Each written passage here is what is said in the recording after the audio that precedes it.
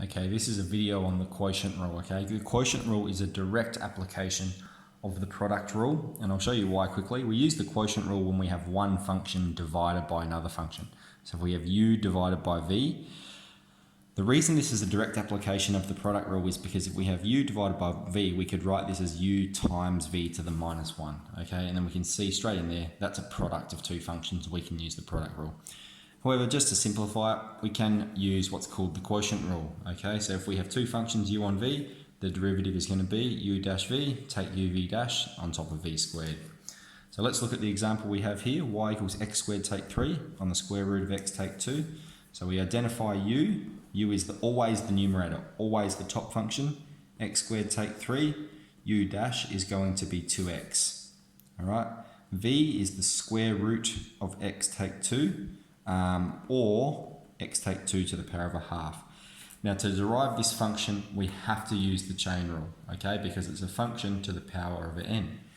So let's find v dash, that's going to be half, so n to the times f of x to the power of n take 1, and then that's times f dash of x. In this case, the derivative of x take 2 is just going to be 1, derivative of x is 1.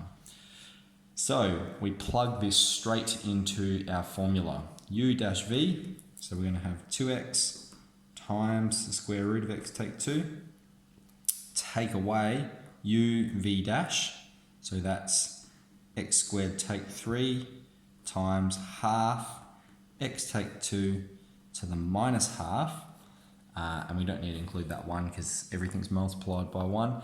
And that's on top of v squared. Okay, we can see in our formula on top of v squared. So v is this one here, square root of x take 2.